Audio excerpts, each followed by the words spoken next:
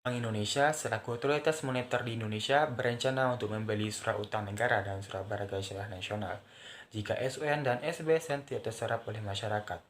Bagaimanakah pengaruh kebijakan moneter ini terhadap output dan inflasi pada masa pandemi COVID-19? Kami dari kelompok 10 mata kuliah makro syariah tahun ajaran 2019-2020 akan menjelaskannya melalui video berikut. Kali ini, saya akan menjelaskan terkait summary dari masalah yang diangkat, yaitu terkait wacana Bank Indonesia selaku otoritas moneter untuk menyerap surat berharga milik pemerintah, termasuk surat berharga syariah negara, demi menutup defisit anggaran pemerintah. Semenjak munculnya kasus COVID-19 ini, perekonomian negara sudah mulai terancam, terutama perekonomian kaum proletar, yaitu kaum menengah ke bawah, yang menggantungkan hidupnya di lapangan, terancam tidak bisa mengais rezeki di lapangan karena pemberlakuan pembatasan sosial berskala besar di beberapa daerah. Selain itu, rumah sakit di Indonesia juga membutuhkan bantuan dana segera untuk menanggulangi lonjakan pasien di rumah sakit karena COVID-19 ini. Maka dari itu, pemerintah mengeluarkan Perpu nomor 1 tahun 2020 tentang kebijakan keuangan negara dan stabilitas sistem keuangan. Salah satu isinya antara lain memberikan keleluasan kepada Bank Indonesia untuk membeli surat utang negara ataupun surat berharga syariah negara jangka panjang di pasar perdana, guna mengatasi masalah stabilitas sistem keuangan yang terdapat COVID-19 tersebut. Kewenangan BI membeli surat utang negara ataupun surat berharga syariah negara di pasar perdana ini bukan sebagai first lender, melainkan sebagai last lender. Dalam hal ini, ketika pasar tidak bisa menyerap kebutuhan penerbitan surat utang negara maupun surat berharga syariah negara, baik jumlahnya maupun kalau menyebabkan suku bunga terlalu tinggi. Kalau terlalu tinggi, tentu saja ini tidak hanya membebani fiskal, tetapi juga tidak rasional. Disinilah BI membeli surat utang negara atau surat berharga syariah negara di pasar perdana yang perlu dimasukkan di dalam Perpu. Begitu pemaparan dari Gubernur Bank Indonesia, Peri Warjio, dalam konferensi pers Komite Stabilitas Sistem Keuangan. Peningkatan money supply akan menyebabkan kurva MS pada pasar uang bergeser ke kanan. Hal tersebut menimbulkan naiknya rasio M per P dan turunnya rasio A atau bagi hasil.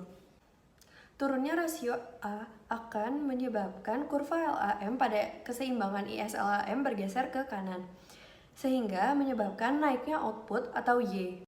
Ketika peningkatan output atau Y diturunkan ke dalam kurva ADAS, maka akan menyebabkan kurva AD bergeser dan menunjukkan bahwa adanya kenaikan tingkat harga dari P0 ke P1 atau terjadi inflasi. Berhubungan dengan teori yang telah sampaikan sebelumnya, diperlukan ada koordinasi antara pemerintah, khususnya Kementerian Keuangan, dengan Bank Indonesia selaku Bank Sentral untuk menumbuhkan perekonomian nasional.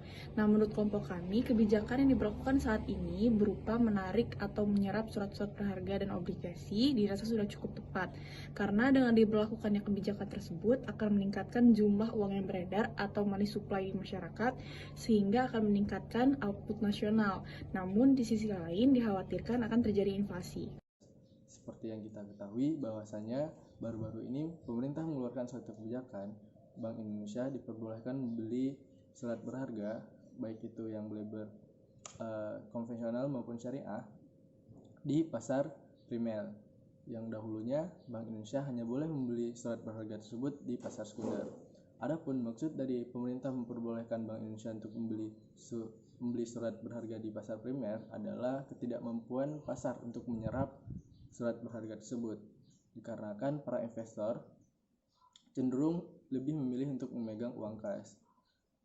Lalu, pemerintah juga baru-baru ini berencana mengeluarkan recovery bond, yaitu surat berharga ataupun surat utang yang dimana dana tersebut akan dikhususkan untuk bantuan di saat masa pandemi COVID-19. Adapun dari dana yang terkumpul, pemerintah akan mengalokasikan kepada beberapa sektor, baik dengan cara subsidi maupun dengan cara bantuan tunai langsung. Harapan dari pemerintah yaitu agar meningkatnya konsumsi dari masyarakat, yang dimana dapat meningkatkan output juga. Next, ditakuti oleh semua kalangan dengan banyaknya uang yang beredar di masyarakat, tentunya akan sulit pemerintah untuk menjaga tingkat inflasi.